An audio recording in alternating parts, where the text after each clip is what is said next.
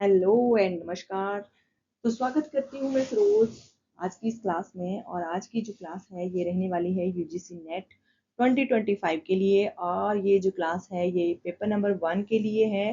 तो चाहे आप किसी भी सब्जेक्ट से रिलेट कर रहे हो, चाहे आप हिंदी या पॉलिटिकल या किसी भी और सब्जेक्ट से रिलेट कर रहे हो, तो पेपर नंबर 1 जो है वो सभी के लिए कंपलसरी होता है। ठीक है, तो पेपर नंबर 1 के ये क्वेश्चन जो हैं ये 30 ऐसे क्वेश्चंस हैं जिनमें जो एग्जाम में बार बार रिपीट होते रहते हैं, यानी कि एक तरह से आप पीवाईक्यू कह सकते हो इनको, एक तरह से यूनिक क्वेश्चंस आप इनको कह सकते हो। तो ये क्वेश्चन जो है हिंदी और इंग्लिश दोनों ही मीडियम्स में आपको मेरी क्लास में मिलेंगे।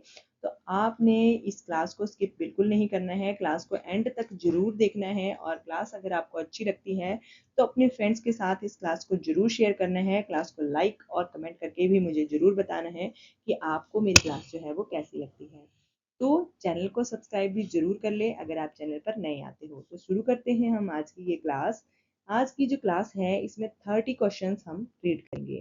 तो फर्स्ट नंबर का जो क्वेश्चन है ये रहेगा, नई शिक्षा नीति यानी कि एनईपी के को केंद्रीय मंत्रिमंडल द्वारा किस वर्ष अनुमोदित किया गया था। तो नई शिक्षा नीति को केंद्रीय मंत्रिमंडल द्वारा जो है वो कब अनुमोदित किया गया था, यानी कि न्यू एजुकेशन पॉलिसी को कब अप्रूव किया गया था यूनियन कैबिनेट के द्वारा। ठीक है, तो इसको अप्रूव किया गया था 2020 में। ठीक है, 2020 में इसको अप्रूव किया गया था। इसको हम, आपको पता है, इसको हम 2020 नीति भी कहते हैं, 2020 शिक्षा नीति। नई शिक्षा नीति से रिलेटेड एक और क्वेश्चन आपसे पूछा जा सकता है एग्जाम में, ये जो शिक्षा नीति है ये पुरानी शिक्षा नीति के कितने वर्षों के बाद जो है वो आई है। ठीक है, तो ये लगभग 34 वर्षों के बाद नई शिक्षा नीति को प्रस्तुत किया गया है, पुरानी शिक्षा नीति के बाद। ठीक है, तो ये ज्यादा इंपॉर्टेंट क्वेश्चन है, इसको भी आपने याद रखना है। नेक्स्ट क्वेश्चन है कि छात्रों को उनकी प्रदर्शन के आधार पर वर्गीकृत करने की प्रक्रिया को क्या कहा जाता है। तो एक तरह से आप बच्चे को उनकी स्टूडेंट्स को क्लासीफाइंग करना है उनकी परफॉर्मेंस के बेस्ड पर। ठीक है, उनकी परफॉर्मेंस के बेस पर बच्चों को, स्टूडेंट्स को क्लासीफाई करना बहुत ज़्यादा मुश्किल होता है। तो ये आप ग्रेडिंग के आधार पर कर सकते हो। मान लो कि आपके पास एक क्लास है, तो ऐसा तो नहीं है कि क्लास का हर स्टूडेंट जो है वो एक तरह का ही प्रदर्शन करेगा, एक तरह की ही परफॉर्मेंस करेगा। कुछ बच्चे जो होंगे वो ज़्यादा, यानी कि उनका जो आईक्यू लेवल होगा 140 के ऊपर होगा, कुछ बच्चों का 140 तक होगा, कुछ बच्चों का जो है वो सामान्य है, यानी कि 90 टू 110 तक भी होगा, कुछ का जो है वो 70 और 80 के बीच होगा, और कुछ बच्चे जो हैं वो उससे भी कम आईक्यू लेवल वाले आपकी क्लास में हो सकते हैं। तो उनको आप परफॉर्मेंस के हिसाब से ग्रेड देकर बच्चों को क्लासिफाइंग जो है वो कर सकते हो। ठीक है, तो ये बहुत अच्छा तरीका है, ग्रेडिंग जो है वो बहुत अच्छा तरीका है एक क्लास को, एक स्टूडेंट्स को उनकी परफॉर्मेंस के बेस पर क्लासिफाइंग करने का। ठीक है, नेक्स्ट क्वेश्चन आता है कि कौन सा शिक्षण स्तर जो है वो स्मृति और पुनः स्मरण पर आधारित होता है। तो ऐसा आपने लेवल ऑफ टीचिंग बताना है जो कि बेस्ड ऑन मेमोरी और रिकॉल। ठीक है, मेमोरी और रिकॉल पर ऐसा एक टीचिंग लेवल बताना है जो इन दोनों के ऊपर बेस्ड होता है। तो ये है स्मृति स्तर यानी कि मेमोरी लेवल। नेक्स्ट क्वेश्चन है कि निम्न में से कौन सा रूपात्मक मूल्यांकन का उदाहरण है। तो फॉर्मेटिव इवैल्यूएशन जो है इसका कौन सा उदाहरण आप यहाँ पर बता सकते हो। तो वो है वीकली टेस्ट। ठीक है, साप्ताहिक परीक्षा जो है ये फॉर्मेटिव इवैल्यूएशन का बहुत अच्छा एग्जाम्पल कहा जा सकता है। आपको पता है आजकल स्कूल्स में भी फॉर्मेटिव इवैल्यूएशन जो है वो चल रही हैं, यानी कि बच्चे का हर 2 या 3 महीने के बाद एक तरह से जो है फॉर्मेटिव इवैल्यूएशन जो है वो बच्चे की जाती है। दो फॉर्मेटिव इवैल्यूएशंस को मिलाकर एक समेटिव इवैल्यूएशन बनती है, उसके बाद दो और फॉर्मेटिव इवैल्यूएशन को मिलाकर जो है वो समेटिव इवैल्यूएशन बनती है। तो एक वर्ष में 4 जो है वो फॉर्मेटिव इवैल्यूएशंस की जाती हैं और 2 समेटिव इवैल्यूएशन जो है वो बच्चे की जाती हैं। तो ये एक बहुत अच्छा तरीका है। वीकली टेस्ट जो है बच्चे का हर हफ्ते के बाद अगर टेस्ट होगा तो उसका एक फॉर्मेटिव इवैल्यूएशन जो है वो होती रहेगी। ठीक है, तो नेक्स्ट क्वेश्चन की अगर हम बात करें तो यहाँ पर है डिजिटल विभाजन, यानी कि डिजिटल डिवाइड जो है, इस शब्द से क्या तात्पर्य है, इस शब्द का क्या अर्थ हम निकाल सकते हैं। तो डिजिटल तकनीक की पहुंच रखने वालों और उनके और ना रखने वालों के बीच की खाई को हम कहते हैं डिजिटल विभाजन। ठीक है, मान लो कि एक उदाहरण से मैं अगर आपको समझाने की कोशिश करूं तो मान लो कि हमारे पास एक तरफ जो है वो एक डिजिटल नॉलेज, यानी कि आप मान लो कि आप कंप्यूटर ही मान लो, तो कंप्यूटर का नॉलेज रखने वाले व्यक्ति हैं, और दूसरी तरफ हमारे पास जो है वो बिल्कुल भी कंप्यूटर के बारे में नॉलेज नहीं रखने वाले व्यक्ति हैं। तो जो दोनों के बीच में एक लाइन बीच में बन रही है कि एक को पता है एक को नहीं पता है, तो इसी लाइन को या इसी खाई को हम जो है, इसी जो स्पेस को हम कहेंगे डिजिटल विभाजन। ठीक है, दोनों का डिजिटल डिवाइड हम कहेंगे। ठीक है, नेक्स्ट क्वेश्चन है कि एंड गेट। ठीक है, ए एंड डी गेट जो है, ये शब्द जो है किस क्षेत्र में प्रयुक्त होता है? तो ये शब्द जो है कंप्यूटर साइंस और डिजिटल लॉजिक, यानी कि कंप्यूटर विज्ञान और डिजिटल लॉजिक दोनों में ही ये शब्द जो है वो प्रयोग होता है। नेक्स्ट क्वेश्चन की बात करें तो ये क्वेश्चन जो है यूनिट नंबर 9 से आपको ये क्वेश्चन देखने को मिल रहा है, इन्वायरमेंटल वाली यूनिट से। तो फ्रेंड्स मैं आपको बता दूं कि मैंने इस क्लास में जो 30 क्वेश्चंस हैं, इसमें मैंने लगभग जो 10 यूनिट्स होती हैं उन सभी को कवर करने की कोशिश की है। तो आपने इस क्लास को पूरा जरूर देखना है, बीच में छोड़कर बिल्कुल भी नहीं जाना है। ये क्लास आपके लिए बहुत ज़्यादा बेनिफिशियल जो है वो रहने वाली है। तो यहाँ पे क्वेश्चन है कि पर्यावरण शिक्षा का मुख्य उद्देश्य क्या है? इन्वायरमेंटल जो एजुकेशन है वो बच्चे के लिए क्या उसका ऑब्जेक्ट जो है वो माना जा सकता है, उस शिक्षा को देने का क्या ऑब्जेक्ट माना जा सकता है? आपको पता है छोटी छोटी क्लासेस से ही, फर्स्ट सेकंड थर्ड से ही आपको पता है ईवीएस आपको देखने को मिल रही है। ईवीएस सब्जेक्ट जो है उसको छोटे छोटे बच्चों से ही पढ़ाना शुरू कर दिया गया है। तो उसका पढ़ाने का जो मोटिव है या ऑब्जेक्ट है वो क्या है? तो पर्यावरण संरक्षण के प्रति जागरूकता और जिम्मेदारी को विकसित करना। ठीक है, एक तरह से आपने अवेयरनेस और रिस्पॉन्सिबिलिटी जो है वो इन्वायरमेंटल प्रोटेक्शन को लेकर बच्चे के बीच में पैदा करनी है। ठीक है, ये बहुत बड़ा एक कारण है बच्चे में अवेयरनेस और रिस्पॉन्सिबिलिटी को विकसित करना। एक इन्वायरमेंटल प्रोटेक्शन को लेकर एक ईवीएस को पढ़ाने का बहुत अच्छा ये उद्देश्य कहा जा सकता है, बहुत मेन ऑब्जेक्ट ये कहा जा सकता है। नेक्स्ट क्वेश्चन है कि साक्षरता दर मापने के लिए कौन सा संकेतक उपयोग में लिया जाता है? तो साक्षरता दर को मापने के लिए ऐसा कौन सा इंडिकेटर है जो लिटरेसी रेट को मेजर करने के लिए जो है यूज किया जाता है? तो वो है 7 वर्ष और उससे अधिक आयु के साक्षर लोगों का प्रतिशत। 7 वर्ष और उससे जो ज्यादा आयु के जो व्यक्ति हैं या लोग हैं उनको साक्षरता का प्रतिशत नापकर हम जो है वो लिटरेसी रेट को माप सकते हैं। नेक्स्ट क्वेश्चन है कि अनुसंधान में त्रिकोणन यानी कि ट्रायंगुलेशन जो है ये क्या है?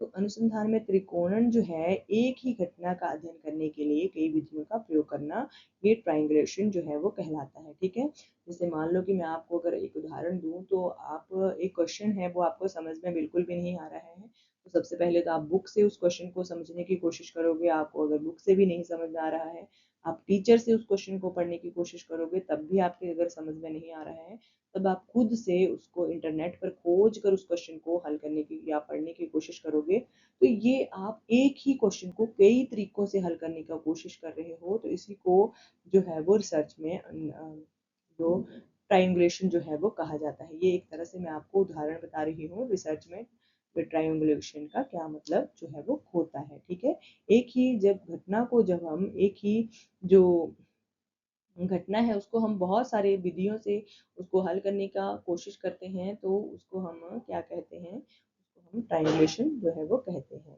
नेक्स्ट क्वेश्चन है कि सीखने के निष्कर्षों के लिए सोलो टेक्सोनॉमी जो है ये किसके द्वारा प्रस्तुत की गई है? तो सोलो टेक्सोनॉमी जो है ये विक्स और कॉलिस के द्वारा प्रयोग जो है वो प्रस्तुत जो है वो की गई है। ठीक है, ये आपने याद रखना है।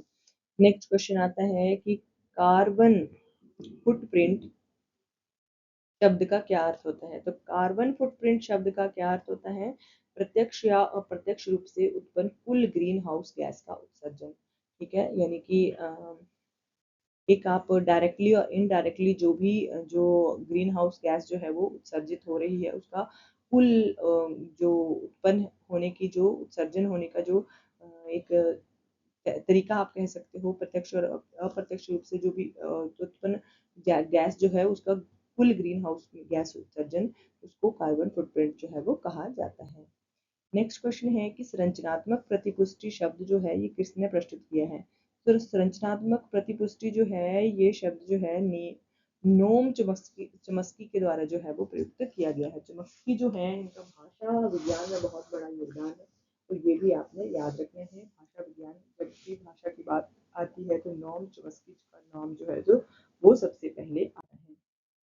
नेक्स्ट क्वेश्चन है कि वह अनुसंधान डिजाइन जिसमें गुणात्मक और मात्रात्मक दोनों विधियां शामिल होती हैं क्या कहलाता है। तो ऐसी एक आपने अनुसंधान का डिजाइन बताना है जिसमें कि गुणात्मक और मात्रात्मक दोनों ही विधियों को शामिल जो है वो किया गया होता है। तो ऐसी विधियों को क्या कहा जाता है, यानी कि उस विधि को कहा जाता है मिश्र विधि अनुसंधान, मिक्स्ड मेथड रिसर्च। ठीक है, ये आपने याद रखना है।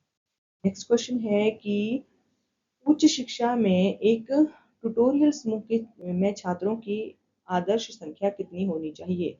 तो उनकी संख्या जो है वो 10 से 12 ही होनी चाहिए, ये भी आपने याद रखना है। नेक्स्ट क्वेश्चन यहाँ पर आता है कि ब्लेंडेड लर्निंग में किन किन शिक्षण विधियों का मिश्रण होता है। तो ब्लेंडेड लर्निंग में ऑनलाइन और आमने सामने शिक्षण, यानी कि ऑनलाइन और फेस टू फेस लर्निंग जब हम करते हैं तो उसको हम ब्लेंडेड लर्निंग कहते हैं। ठीक है, ये बहुत ज़्यादा इंपॉर्टेंट है, इस क्वेश्चन को आपने याद रख लेना है। नेक्स्ट क्वेश्चन आता है कि अनुसंधान रिपोर्ट के किस भाग में अध्ययन की प्रासंगिकता दी जाती है। तो अध्ययन की प्रासंगिकता दी जाती है भूमिका यानी कि इंट्रोडक्शन में। ठीक है, ये भी इम्पोर्टेंट है, ये आपने याद रखना है। नेक्स्ट क्वेश्चन की अगर हम बात करें तो नेक्स्ट क्वेश्चन है कि गुणात्मक अनुसंधान में किस प्रकार का डेटा जो है वो प्रयोग होता है, यानी कि क्वालिटेटिव जो रिसर्च है उसमें कौन सा हम किस प्रकार का डेटा जो है वो हम प्रयोग करते हैं। तो वो होता है असंख्यात्मक डेटा, यानी कि नॉन न्यूमेरिकल डेटा जो है वो प्रयोग होता है गुणात्मक अनुसंधान में। नेक्स्ट क्वेश्चन है कि निम्नलिखित में से कौन एक सतत विकास लक्ष्य है। तो कौन सा है सतत विकास लक्ष्य, वो है गुणवत्तापूर्ण शिक्षा। ठीक है, गुणवत्तापूर्ण शिक्षा जो है ये सतत विकास का एक लक्ष्य जो है, एम जो है वो कहा जा सकता है। नेक्स्ट क्वेश्चन की अगर हम बात करें तो यहाँ पे है भारत में मुक्त और दूरस्थ शिक्षा का नियामक प्राधिकरण कौन है। तो नियामक प्राधिकरण जो है वो है यूजीसी और डीईवी। ठीक है, दोनों ही एक दूरस्थ और मुक्त शिक्षा की नियामक प्राधिकरण है। ठीक है, यूजीसी और डीईवी। ठीक है, तो यहाँ पर नेक्स्ट क्वेश्चन है कि एक कक्षा में आदर्श ध्वनि स्तर कितना होना चाहिए। तो आदर्श ध्वनि स्तर जो है वो 35 डेसिबल से कम होना चाहिए। ठीक है, 35 डेसिबल से कम एक आदर्श ध्वनि स्तर होना चाहिए। ठीक है, नेक्स्ट क्वेश्चन है कि ऑनलाइन शिक्षण में LMS का पूरा रूप क्या है। तो ऑनलाइन शिक्षा में जो LMS जो है उसका अर्थ होता है learning management system. Learning management system जो है उसका LMS। ठीक है, ये क्वेश्चन आपसे इस प्रकार भी पूछा जा सकता है कि LMS का जो पूर्ण रूप है वो क्या है या उसकी फुल फॉर्म क्या है। तो ये आपने याद रखनी है, लर्निंग मैनेजमेंट सिस्टम जो है इसको कहा जाएगा LMS को। ठीक है, नेक्स्ट क्वेश्चन की बात करें तो यहाँ पर है फ्लिप्ड क्लासरूम मॉडल का मुख्य उद्देश्य क्या है। तो फ्लिप्ड क्लासरूम मॉडल जो है इसका उद्देश्य है कक्षा समय में सक्रिय अधिगम। ठीक है, तो कक्षा के टाइम में जो active learning during class time. ठीक है, तो क्लास का जब टाइम होता है उस समय सक्रिय रूप से लर्निंग करना, यानी कि सक्रिय रूप से अधिगम करना, उसको हम फ्लिप्ड क्लासरूम का नाम जो है वो देते हैं। नेक्स्ट क्वेश्चन है कि खेलों के माध्यम से शिक्षा देने की प्रक्रिया को क्या कहा जाता है। तो खेलों के माध्यम से शिक्षा देने की प्रक्रिया को गेमिफिकेशन कहा जाता है। ठीक है, गेमिफिकेशन जो है ये खेलों के माध्यम से शिक्षा देने को की प्रक्रिया को कहा जाता है। ठीक है, ये इंपॉर्टेंट है, ये आपने याद रखना है। नेक्स्ट क्वेश्चन की अगर हम बात करें तो यहाँ पर है कंप्यूटर का कौन सा भाग जो है ये अंक गणितीय गणनाओं के लिए उत्तरदायी होता है।